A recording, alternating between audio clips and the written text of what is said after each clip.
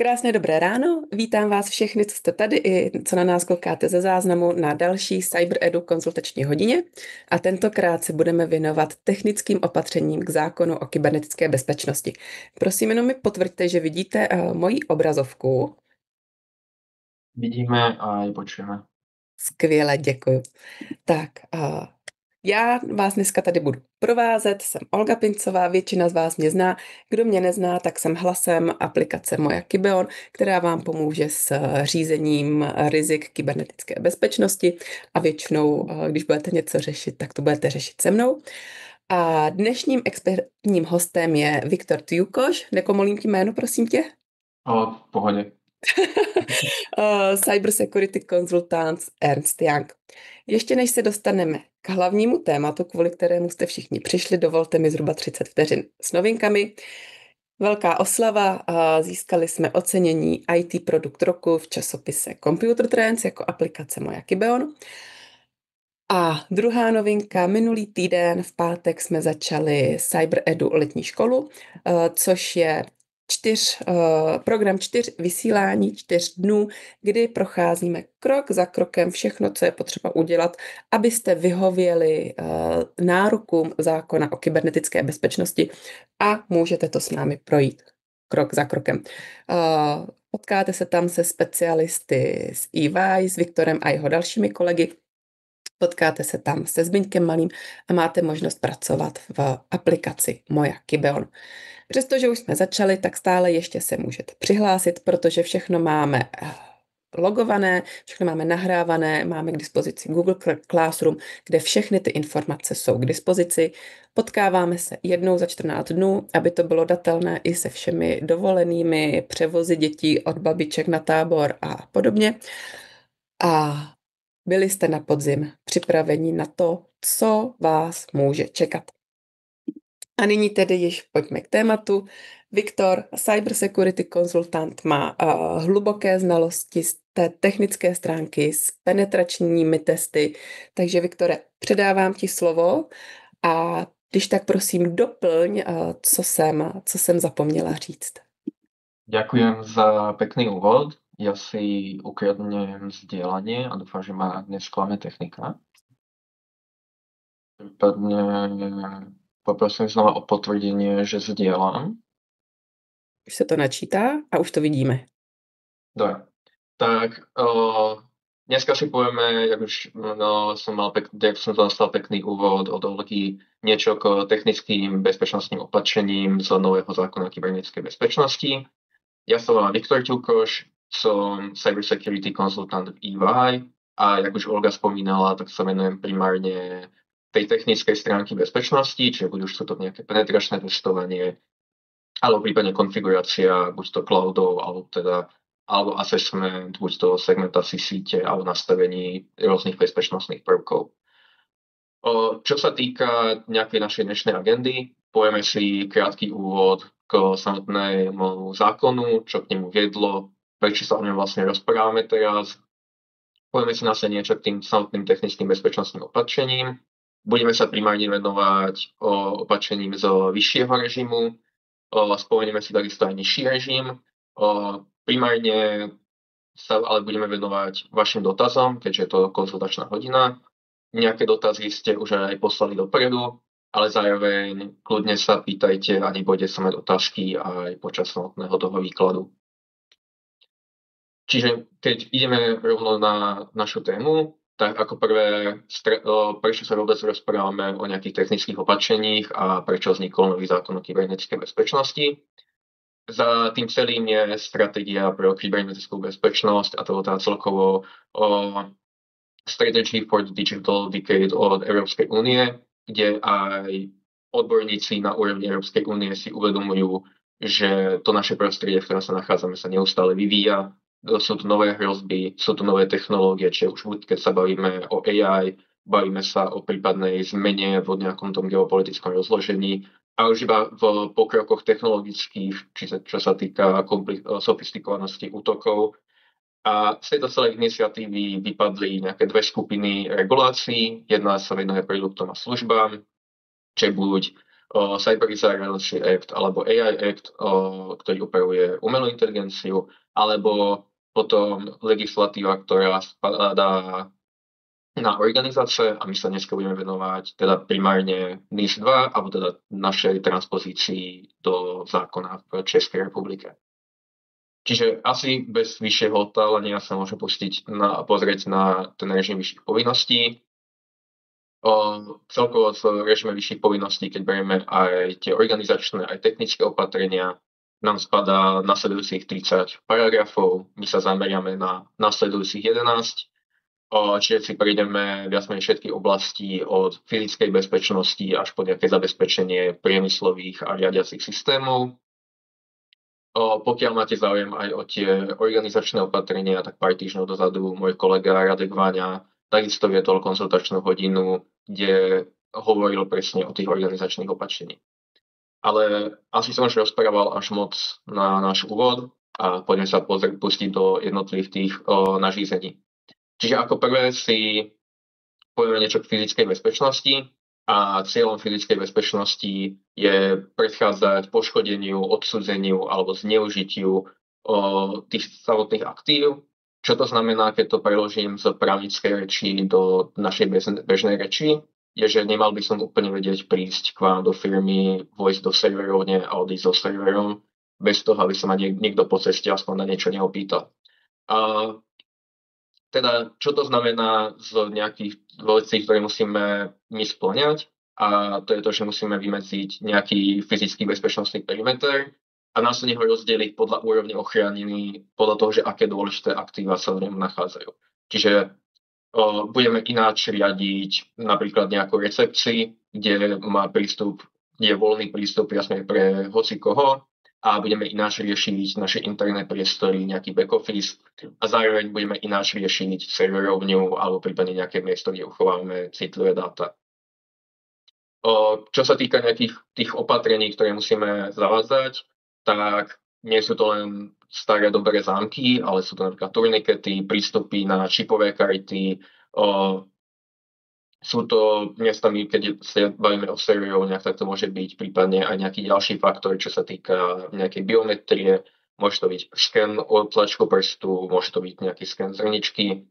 A zároveň musíme zavádzať aj nejaké ochrany voči poškodeniu alebo odsudzeniu, čiže nejakú protipožiarnú ochranu, systém automatizovaného hasenia, keď nám vypukne niekde nejaký požiar, alebo alebo príklad záložných zdrojov, nech výpadok elektriny, jak sme zažili, čo to bolo, 2 týždne dozadu v Prahe, nech neprídeme o dáta iba tým, že ten server zrazu je bez elektriny a sa nevypne úplne v najlepšom možnom miežitku. Ďalej samozrejme nemôžeme zabudnúť na kamerové systémy a samozrejme na readovanie, ale proste logovanie jednotlivých vstupov, že ktorá osoba kedy vstúpila do ktorej miestnosti, kedy použila kartičku. Ale zároveň pri fyzickej bezpečnosti treba naďalej udržovať aj nejaký taký ten zdravý selský rozum, lebo keď si zoberieme príklad nejakej serverovne, tak si povedzme, že zabezpečíme to dobre, kúpime bezpečnostné dvere, vstup na kartičku, otlačok prstu, sken zrničky, ale to nebude nič platné, keď stena, ktorá je vedľa tých dverí, je zo sádrokartónu a človek cez ňu prejde aj holými rukami, keď sa bude viacej snažiť.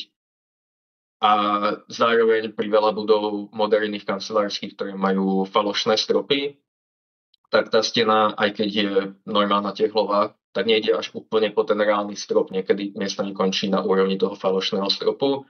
Čiže zase my môžeme mať hoci ako dobré opatrenia, ale je nám to na dve veci, keď prípadne útočník ich vie predliesť za pomoci rebríku. Čiže nie je to len o tom, že nakúpime systémy, budeme mať kamery, kamerové záznamy, budeme mať prístupy na čipové kartičky, ale je to aj o tom sa zastaviť a zamyslieť sa, že na aké miesta to dávame a akú charakteristiku má tá samotná budova. Keď ideme ďalej a ideme sa rozprávať o bezpečnosti o komunikačných sietí, tak zase najdôležitejšia časť je segmentovať síť, teda úplné základy oddeliť rôzne vývojové, testovací, administratívny a zálohové prostredie a zároveň aj viesť dokumentáciu nie len o tom, že čo je v rámci týchto jednotlivých segmentov, ale zároveň je dôležité mať dokumentáciu a mať dobre nastavený riadiaci proces aj na dátové toky a komunikáciu medzi tými jednotlivými segmentami.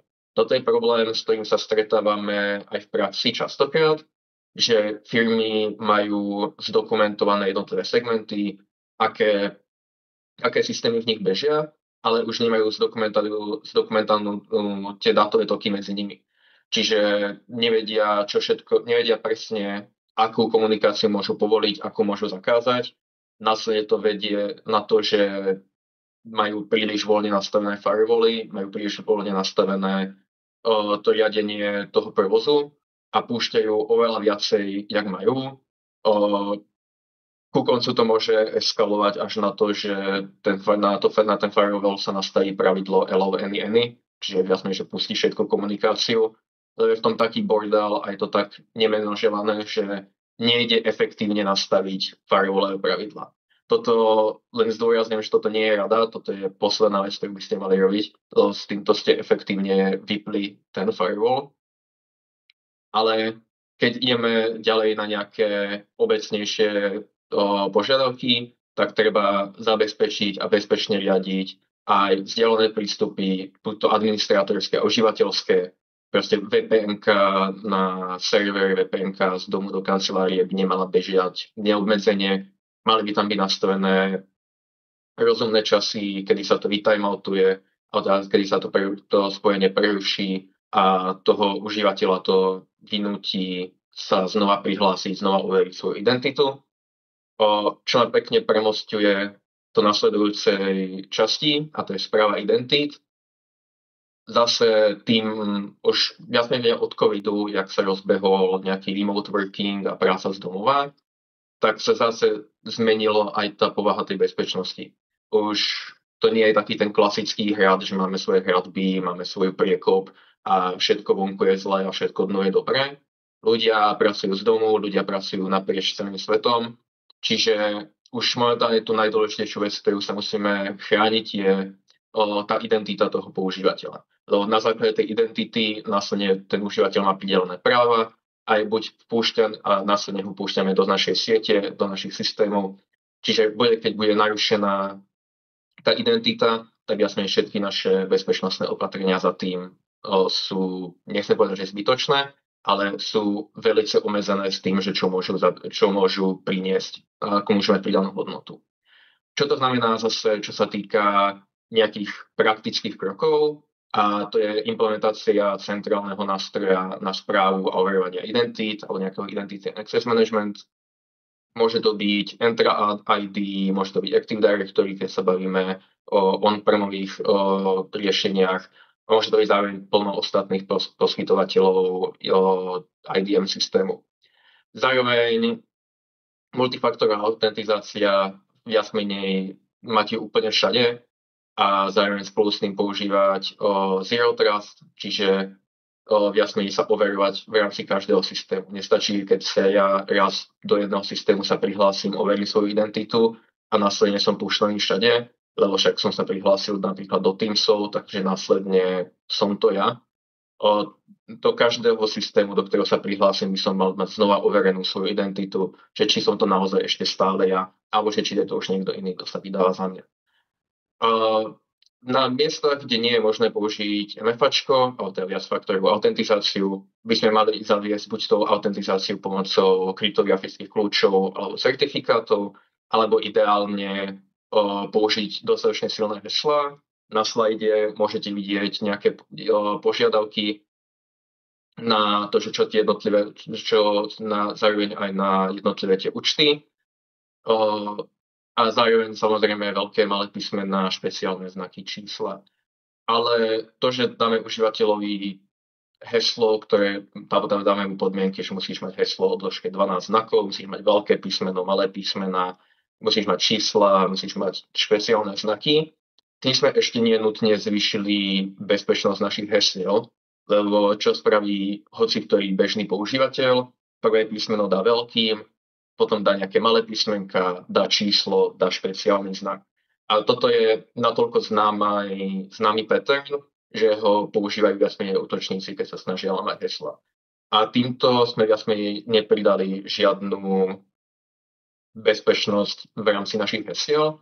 A v rámci tohto, to si už uvedomuje aj americká organizácia NIST, ktorá napríklad už nevyžaduje požiadavky na expiráciu hesla a zároveň preferuje passwordless autentikáciu, čiže bude to Face ID, ako sa používa na iPhone-och, alebo sú to otlačky prstov, alebo to je rôzna iná biometria. Dôležité je podotknúť, že my naďalej musíme splňovať tieto požiadavky a argument je to, že argument typu NIST to požaduje inak je v našom prípade neplatný, ale je to prípadne vývoj do budúcnosti a vývoj, ku ktorému sa smerujeme. Zároveň nejaký môj osobný typ, čo sa týka hesiel, keď neviem, že či niekto z vás pozná tie červené kocky, ktoré som tam hodil na slide, ale je to software, ktorý sa volá Diceware a je to spôsob, ako bezpečne generovať hesla. Úplne nebude splňovať tieto požiadavky, alebo nepridáva čísla a špeciálne znaky, ale viac menej sa jedná o to, že to zostaví heslo, ktoré je kombináciou nejakých 4 slov a čiže je to ľahšie zapamätateľná fráza, ako napríklad, kebyže máme heslo o 12 znakoch, čo sú náhodne generovaný proste nejaký zoznam čísel a písmen. Ľahšie sa to pamätá a poskytuje to efektívne rovnakú silu, aj keď pri troška vyššej dĺžke. A zároveň nemôžeme zabudnúť aj na break class účty, alebo na tzv. Záložné účty, ktoré sa používajú pri obnove systému alebo pri nejakom bezpečnostnom incidente. Tie rovnako musia mať 22 znakov, musia byť rovnako komplikované. Samozrejme všetky heslá musia byť odrotované a zmenené, pokiaľ nastane nejaké podozrenie na to, že boli kompromitované a už niekde unikli. A zároveň pri tých break class účtoch k tým heslám by mal byť prístup iba vtedy, keď je nejaký dôvod tie účty a tie heslá použiť. Čiže za bežného dňa by mali byť odložené niekde v obálke, v trezore a proste nikto by k nim nemal mať prístup.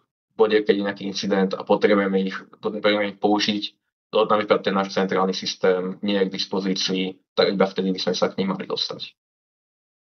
Zároveň blízko prepojená časť je potom riadenie prístupových práv a prístupových oprávnení. Väčšinou sú integrované spolu s centralizovanými nástrojmi na správu identít, kde na jednom mieste riadíme jak identity, tak aj oprávnenia pre našich užívateľov. A samozrejme musíme splňovať všetky princípy, ktoré sú spojené s oprávneniami, čiže buď to princíp najnižších oprávnení, riadenie na základe rolí, a buď to už len na čítanie alebo zápis, alebo na prístup k aktívum. Mali by sme mať na všetko rolu, ideálne oddelenú, list privilege a celkovo nemajú by byť žiadne konflikty záujmov v rámci toho, jak sú tie jednotlivé role definované. Toto sa vzťahuje aj na administratorské účty, kde sa používa proces Just-in-Time Access. Zase na to, aby to bolo nejako rozumne implementované v realite, bude treba nejaký PAM systém, alebo tá Privilege Access Management, ktorý vytvorí prostredie pre každého používateľa, dá mu prístup na ten úkon, počas toho sú nahrávané všetky aktivity. A zároveň, čo sa týka tých administrátorov, iba zase základná vec, ktorú ale zase vidíme často u veľa firiem, nepoužívať zdieľané administrátorské účty. Každý administrátor nech má svoj vlastný účet, lebo potom pri nejakom dohľadávaní, že kto čo spravil, tak nevieme, tak tam svietí iba ten jeden admin účet. Nevieme, že koho účet bol kompromitovaný, z ktorého zariadenia. To sú všetko údaje, ktoré sa následne strácajú. Keď sa presunieme ďalej, spomínam tu nejaké bezpečnostné incidenty a bezpečnostné udalosti, ale musíme ich vedieť aj detekovať a na to slúži IPS-ky alebo Next-Gen Firewally. Viac menej z vyhlášky vyplýva, že musíme kontrolovať a blokovať komunikáciu nie len na perimetru našej sieti, ale teda vtedy, keď dáta opúšťajú našu internú sieť do internetu, ale aj v rámci komunikácie medzi jednotlivými segmentami, aj vnútri jednotlivých segmentov. jak som spomínal skore. Čiže musíme kontrolovať úplne všetku komunikáciu a zároveň musíme riadiť a sledovať, čo sa deje na koncových staniciach, či buď to spúštenie nejakých programov, spúštenie kódu, pripojovanie zariadení externých pripojovanie externých zariadení a zároveň potrebujeme nástroj, ktorý dokáže aj vyhodnocovať tieto udalosti aj na základe ich chovania, čiže buď to nejaké chovanie programu, užívateľa alebo prípadne komunikácie v sieti, lebo zase zatiaľ čo neviem, 10 rokov dozadu nám úplne stačil bežný antivírus, ktorý kontroloval nejaké známe víry alebo známy malware, ktorý mal zo svojej databáze, tak zase ten vývoj dneska je natoľko rýchly, že sa už na toto spoliehať nemôžeme. Musíme sledovať aj rôzne podozrivú aktivitu, čiže v prípade, keď sa tvári, že užívateľ sa snaží pustiť nejaký program pod administrátorskými právami, neviem, 600 krát za minútu, tak to asi nebude úplne tá správne chovanie, ktoré by sme čakali od toho koncového zariadenia. Ďalej sa presúvame ako zaznamenávanie udalostí, alebo teda viacej hovorivo známe ako logovaniu. Zase dôležité je stanoviť si rozsah a detail logovania na základe hodnotenia aktív a bezpečnostných potrieb vašej organizácie. Čiže to znamená, že ktoré všetky systémy budete logovať a do akého detailu budete logovať jednotlivé tie úkony, ktoré sa nich dejú, lebo jednoduché povedať, že chceme logovať úplne všetko do najväčšieho možného detailu, ale následne niekto alebo nejaký nástroj, v ideálnom svete nejaký nástroj bude musieť tie logie prechádzať a následne ich korelovať a hľadať a vyrábať z nich nejaké závery. Čiže a zároveň tie logy bude treba aj uschovávať. Čiže vyslovene iba generovať logy na to, aby sme generovali logy, zase nemá pridanú hodnotu a iba nám to hádže ďalšie polena pod nohy. Zároveň dôležitá časť pri logovaní je aj zaistiť synchronizáciu času, lebo v bode, keď jeden z našich systémov má 8 hodín ráno, druhý má 9 hodín ráno a ešte sa to k tomu mení náhodne, že tam nie je proste ten fixný posun hodinu, tak veľa šťastia z tých logov vyčítať, že kedy sa niečo pokazilo a nejakým spôsobom to skorelovať a dostať nejaké odpovede, že čo sa u nás vlastne deje. Zároveň pri tých systémoch nemali by sme pri každom novom systéme, hlavne keď teraz máme Kubernetes alebo teda presúvame sa do cloudu, kde sú schopné real-time sa pridávať nové servery a proste to škálovanie. Nemali by sme každý jeden server alebo každý jeden systém manuálne pridávať do log managementu. Mali by sme mať už predpripravený image, kde už ten skript alebo kde už tá integrácia je v rámci toho imidžu, čiže keď sa provižne, tak automaticky je napojený na log management a tým odpadajú zase problémy a nejaké ľudské pochybenie. Keď sa teda vrátime zase krok späť, lebo som išiel asi tak moc do toho technického detailu, tak čo nám vyhláška stanovuje ako minimálny rozsah logovania. Sú to všetky udalosti detekované podľa predchádzajúceho slajdu, teda paragraf 22, a teda detekcia bezpečnostných udalostí a incidentu. A musíme zároveň logovať komunikáciu v rámci našej siete. A ďalej samozrejme prihlásenie, odhlásenie a neúspešné pokusy, úspešné pokusy, takisto pokusy o vykonanie privilegovanej činnosti. Zase pri všetkých týchto pokusoch logujeme aj tie úspešné, aj tie neúspešné. A zároveň logujeme činnosti užívateľov, dátum a čas, časové pásmo, o akú činnosť sa jednalo, o akom aktíve sa bavíme a aký užívateľ pod akým účtom a s akou identitou sa o tú činnosť pokúšal spraviť. To, čo je dôležité zaistiť pri logoch, je dôležité zaistiť ich dôvernosť a integritu, lebo nič nebráni útočníkovi sa pokúsiť zmeniť logy, nech je ťažšie detekovateľný, alebo nech prípadne nie je vôbec detekovateľný. mať nástroje pre nejaký centralizovaný zber a uchovávanie logov. Samozrejme, s logmi sa ťažko pracuje, keď sú proste roztrúsené v rámci všetkých miliónov systémov. Čiže keď ich pozbierame na jedno miesto a máme ich na jednom mieste, zároveň ich máme oddelené od zvyšku našej siete, čiže prípadne nejaký ransomware ich pri také šťastie nezožerie. A zároveň s nimi vieme potom ľahšie pracovať a vieme ich ľahšie analyzovať. Zase požiadavok z výhlášky je uchovávať záznamy aspoň na 18 mesiacov, čiže zároveň potrebujeme mať nejaké miesto, kde ich vieme bezpečne uchovávať, bez toho, aby boli zmenené alebo nejakým spôsobom znehodnotené. Keď sa posúvame zase ďalej k vyhodnocovaniu bezpečnostných udalostí, zase už, ak som spomínal, tých logov a proste tých údajov, ktoré máme z rôznych systémov, ktoré monitorujú buď to sieť, systémy, čo robia, je neskutočne veľa a už sa dostávame do úrovne, kde my ako ľudia fyzicky nevieme sledovať tak veľa informácií.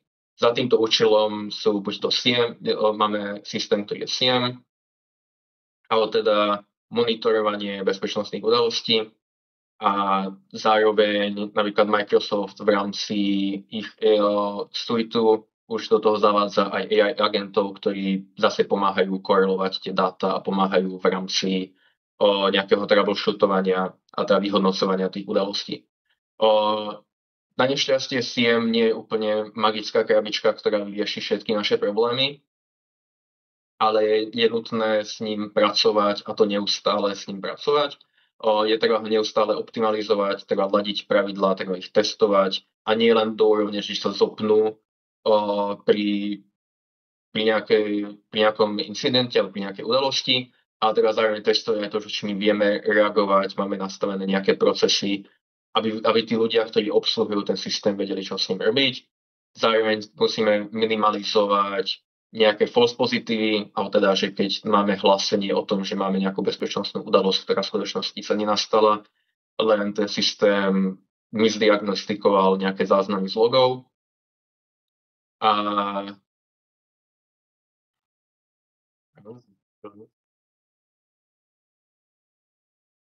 zároveň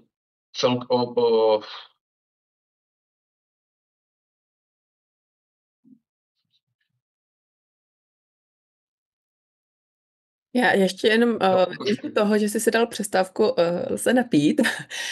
Pokud máte dotazy, tak určitě neváhejte, pište dotazy do chatu, já ty dotazy monitoruju a na konci je na Viktora navalím, takže klidně pište do chatu. Jo, už viem, čo som chcel, som sa chytil naspäť troška po prestávke s vodou. Pri tom môže vás to možno nutiť, že o čo viacej pravidiel na detekciu rôznych udalostí máte, o to máte ten SIEM lepšie nastavený, ale to nie je pravda. Radšej je lepšie sa dá prioritizovať na malé množstvo dobre odladených pravidiel, na ktoré sa viete spomenúť, jak mať tam proste množinu 1000 pravidiel, o polovice z nich neviete poriadne, čo robia, ani poriadne, ako fungujú a čo detekujú a následne to celkovo nočná mora na nejakú správu a na nejaké ich hladenie. Keď sa ďalej teda presúvame k aplikačnej bezpečnosti, tak najzákladnejšie doporučenie je používať technické aktíva, ktoré sú momentálne podporované výrobcom. Viem, že v realite to nie je stále také jednoduché používať len systémy, ktoré sú aktuálne podporované. Samozrejme, väčšina z nás sa určite stretla s nejakým systémom, ktorý už bol po end of life, ale snažiť sa minimalizovať tieto systémy, ideálne ich nemať vôbec a snažiť sa aktívne pracovať na tom, aby sme ich nahradili, lebo proste sú to bezpečnostné zraniteľnosti v rámci našej siete. Ale teda prípadne, keď ich už musíme mať, tak ich izolovať a proste pridať nejaké bezpečnostné opatrenia okolo nich, aby sme nejakým spôsobom mitigovali tú hrozbu, ktorú predstavujú. Okrem toho klasický vulnerability management, čiže skenovanie zraniteľností našich systémov, následné patchovanie, kontrola, že či nie sú nejaké nové security patche, ich aplikovanie, pravidelné updateovanie systémov a penetračné testovanie už aj počas vývoja, čiže predtým, jak ten systém je uvedený do produkcie, potom, jak sme vydali nejaký väčší update, a o tom pravidelne aspoň raz za 2 roky, lebo penetračné testovanie nefunguje na nešťastie tak, že za každým nájdeme všetky zraniteľnosti, ktoré sú v tom systéme. Niekedy proste niektoré veci, niektoré tie chyby sú natoľko špecifické, ale zraniteľnosti sú natoľko špecifické, že sa na nich pri tom testovaní nedostaneme, alebo teda prioritizujeme proste tie závažnejšie, čiže tie menej závažné možno sa netestujú, ale teda, že nie je im venované až toľko času, lebo väčšinou je na to vymedzený, proste dá sa nejaký time frame na to týždeň, 2 a počas toho je obmedzené množstvo testovania, ktoré tí testri vedia spraviť.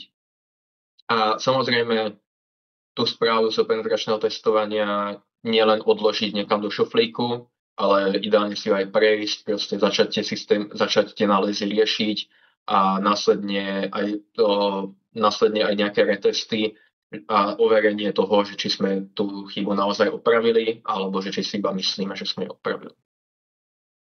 Keď sa presúvame ďalej, tak samozrejme šifrovanie, samozrejme požiadavok šifrovať všetko komunikácií, buď to mailovú, telefónne hovory, alebo to nie je úplne telefónne hovory, ale Teamsové hovory a celkovo hlasová komunikácia. Tu našťastie nemusíte byť odborníkom cez kryptografiu a cez šifry. NÚKIB vydáva doporučenia na bezpečné šifry, čiže viac menej, keď budete implementovať šifry, ktoré sú v tom doporučení, tak budete to splňovať. A zároveň je tam nutnosť spravovať tie kryptografické kľúče a certifikáty a zároveň používať nástroj, ktorý automaticky spravuje ich životný cyklus, čiže ich automaticky generuje, distribuuje, ukladá a následne prípadne revokuje, keď ste prišli na to, že nejaký z nich napríklad bol líknutý a teda bola narušená jeho dôvernosť. Zároveň treba kontrolovať, auditovať jak to kľúče, tak aj certifikáty a treba udržiavať nejakým spôsobom tie šifrovacie algoritmy aktuálne. Asi väčšina z vás pozná, alebo sa minimálne stretla s protokolom TLS, ktorý sa používa v rámci komunikácie cez HTTPS alebo cez HTTP spojenia. TLS existuje vo viacerých verziách, momentálne aktuálna a doporučovaná je verzia 1.3, ale môžete mať starší systém, ktorý ešte stále beží na verzii 1.0 a 1.1. A toto sú presne systémy, ktoré používajú ešte šifry, ktoré sú staršie a momentálne už nie sú považované za bezpečné a čiže tá komunikácia cez ne je prelomiteľná. Keď sa presúvame ďalej, tak zaisťovanie dostupnosti regulovanej služby, čiže buď to stanovanie na tom úplnom základ, čiže stanovenie nejakých BCM a BCP plánov, ale zároveň ich aj technická podpora, čiže vedenie záloh, zároveň zaistenie integrity tých záloh, testovať, či sme schopní obnoviť naše systémy zo zálohy, jak rýchlo sme schopní naše systémy obnoviť, aký máme follow, aký je tam čas na tú obnovu. Ideálne nasledovať princíp 3-2-1, čiže mať 3 lokálne zálohy, 2 zálohy offsite, alebo teda mimo našej budovy a mať 1 offline zálohu niekde na páskach, odloženú na bezpečnom mieste mimo všetkého tohto. Prečo je toto všetko dôležité? Zase pol roka dozadu sa môžeme pozrieť na slovenský kataster, ktorý, myslím, úplne 100% nefunguje do dnešného dňa. A úplne offline, bez hocičoho bez hociakej funkcionality bol asi zhruba mesiac, čo je suboptimálne, sa dá povedať.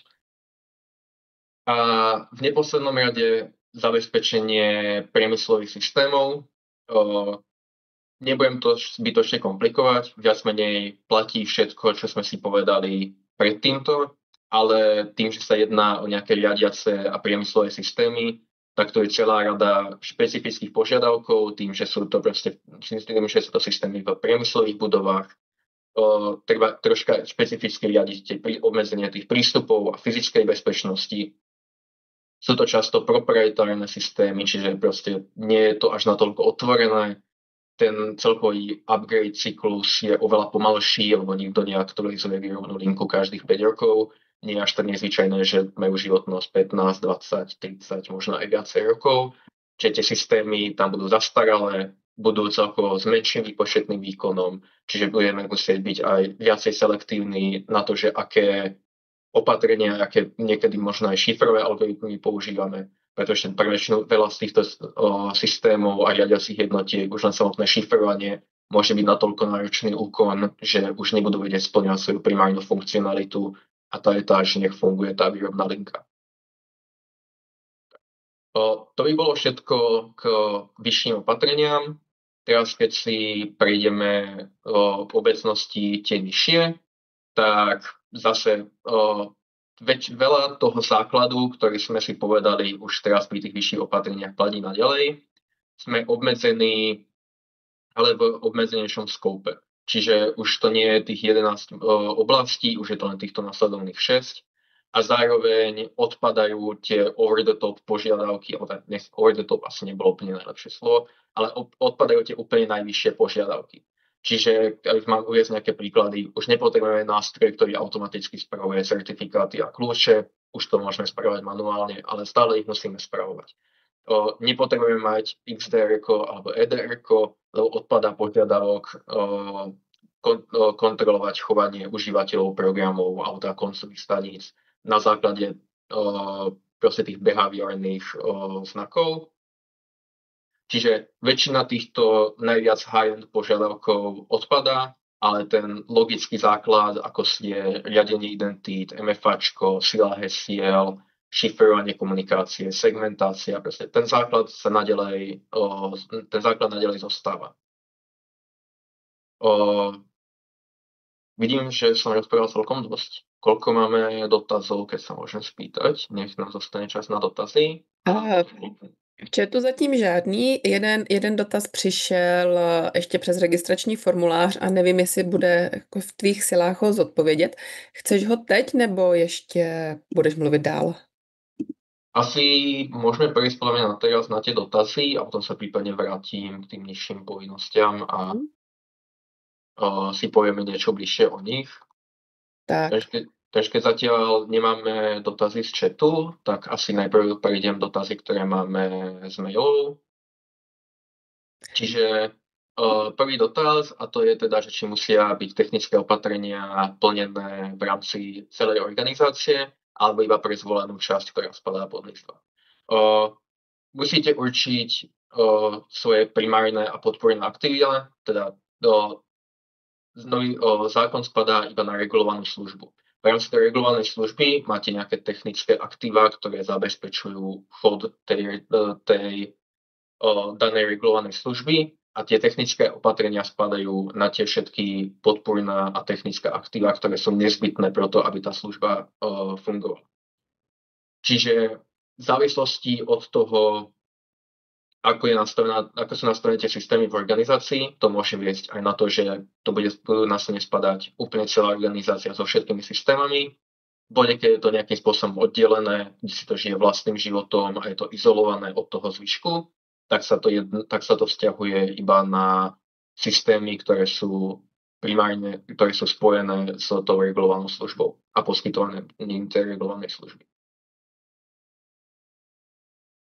A keď ideme na druhý dotaz, tak kedy to začne platiť? Začne to platiť spolu s platnosťou zákona, čiže 1.11.2025 a následne tam je 1 rok na implementáciu. Čiže kedy budete musieť všetky tieto požiadavky aktívne spĺňať, tak je to 1.11.2026.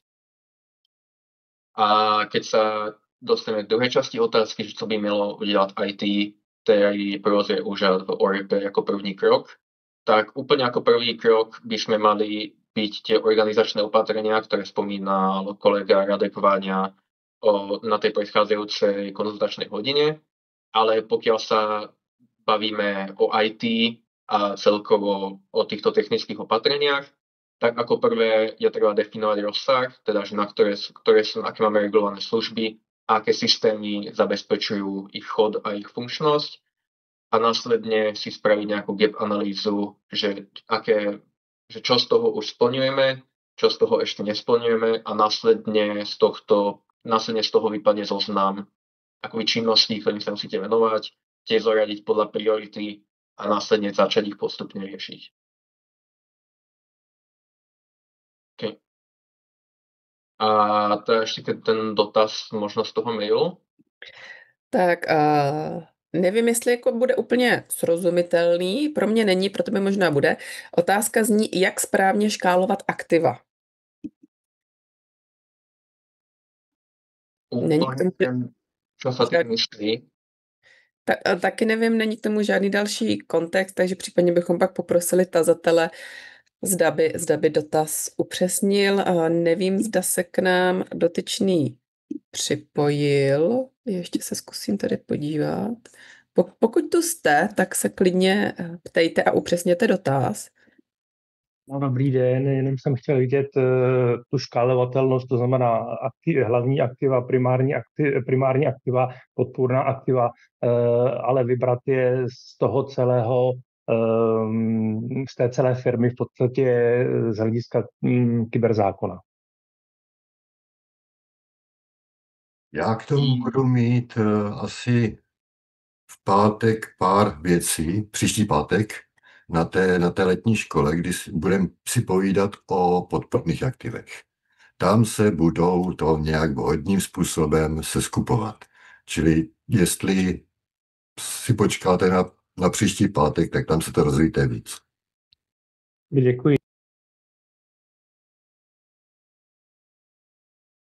Ale asi naďalej platí to, čo som spomínal pred chvíľou, že treba si určiť, ktoré aktíva majú tú vazbu na tú regulovanú službu a následne teda tie požiadavky budú dopadať na ne.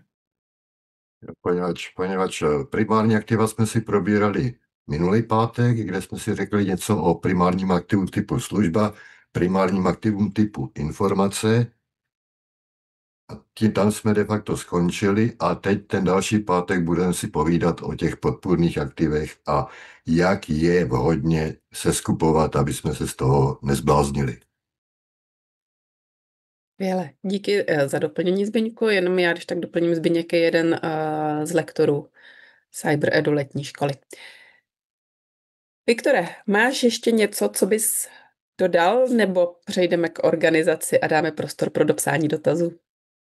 Za mňa asi môžeme prejsť k organizácii a prípadne nejaké dotazy, ak niekto bude mať ešte.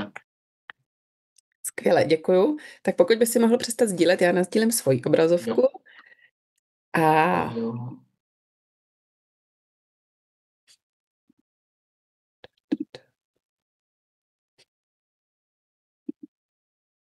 už na tom pracuji, dejte mi chviličku.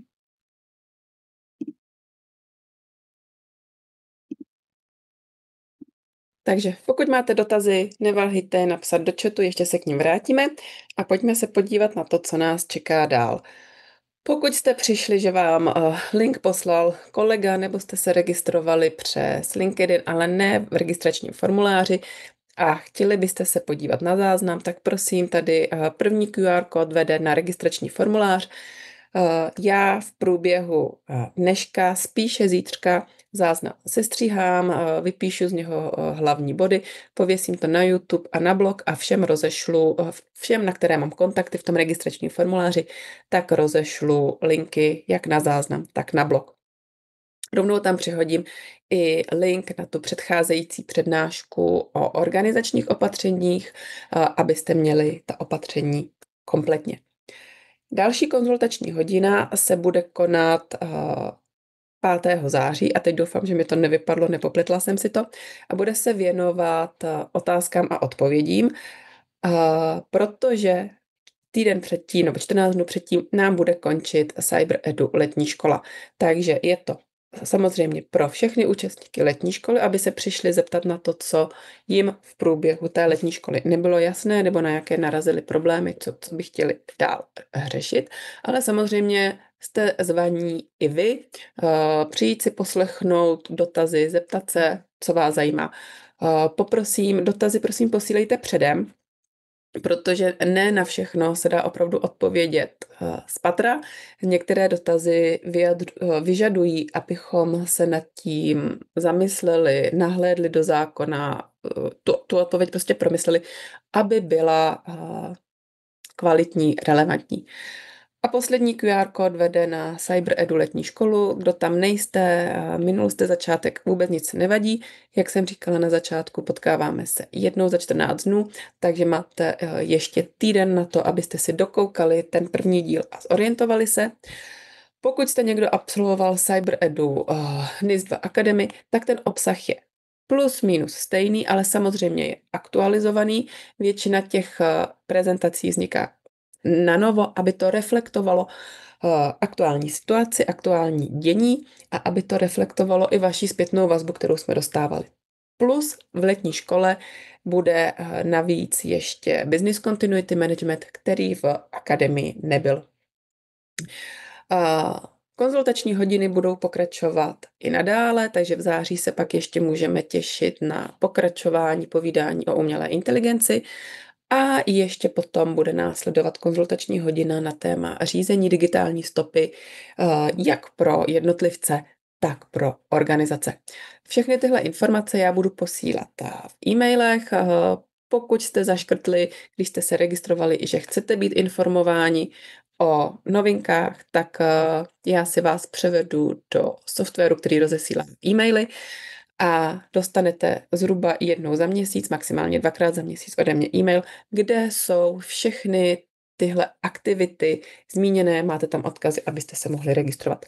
Pokud jste zaškrtli, že nechcete být informováni, tak dostanete záznam a pak váš e-mail mážu. Takže pokud byste si to rozmysleli, tak nejlepší způsob je registrovat se znovu třeba na tuto hodinu a zaškrtnout, že chcete být informováni.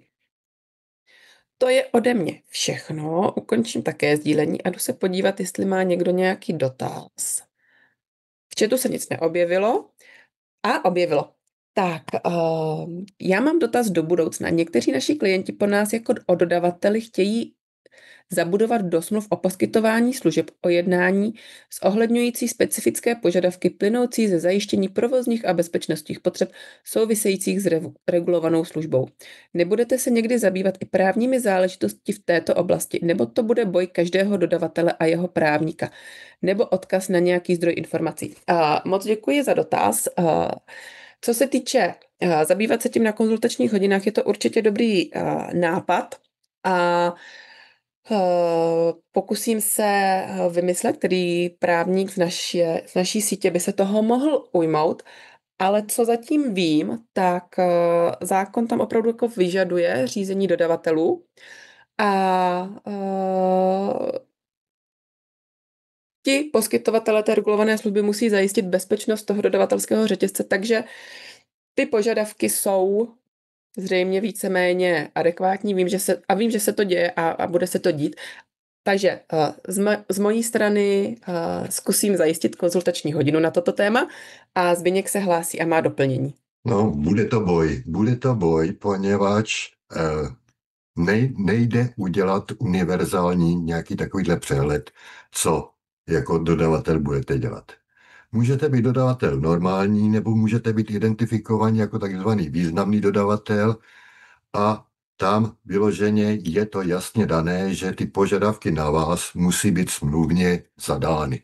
Čili nebude univerzální nějaká metodika, která toto popisuje. Čili bude to právnický boj. Viktore, setkali byste se s tím v EY? Máte nějakou vlastní best practice, nebo to je ještě jako k tomu třeba ty nemáš informace? Toto je zatiaľ mimo mňa.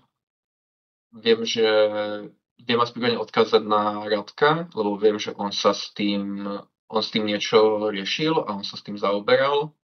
Takže prípadne kľudne dotazy na jeho, ale toto je mimo mňa na nešťastie. Super, děkuji. Já se pokusím zajistit nějakou konzultační hodinu na toto téma. Moc děkuji za ten vstup. Tak, ještě máme nějaký dotaz, anebo klidně i námět na to, co by se vám v konzultačních hodinách líbilo, co by vás zajímalo, ať víme, kterým směrem napřít úsilí. Tak, pokud nejsou, tak já jenom ještě doplním. Pokud byste si chtěli vyzkoušet práci s tou aplikací, tak nejlepší cesta je zaregistrovat se do letní školy. protože tam to projdeme všichni společně a budete mít demo až do půlky září. Pokud byste nechtěli do letní školy, ale chtěli jste si to vyzkoušet sami, tak taky není problém, můžete se zaregistrovat přímo na našem webu kibeonmojazone.cz nebo kibeon.mojazone.cz a tam si samoobslužně vytvoříte demo a můžete si hrát sami po své vlastní ose. V e-mailu i v článku budete mít kontakt nebo odkaz na Viktora, takže pokud byste měli ještě nějaké doplňující dotazy, tak se můžete dostat i k Viktorovi a poslat mu dotaz. Já tu žádný další dotaz nevidím. Nevidím, že by si někdo zapnul mikrofon, aby promluvil. Když tak promluvte, prosím.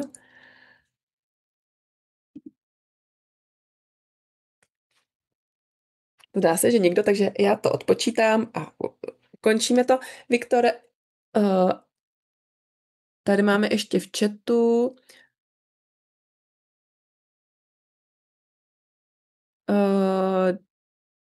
dobře, tady to propojení pořeším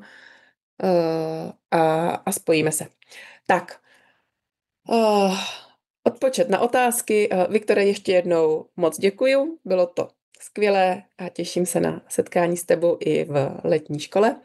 Tak, prostor pro dotazy 10, 9, 8, 7, 6, 5, 4, 3, 2, 1, 0. Dotazy nejsou, přeji vám krásný týden a těším se s vámi na viděnou, ať už v letní škole nebo na některé z příštích konzultačních hodin. Krásný den.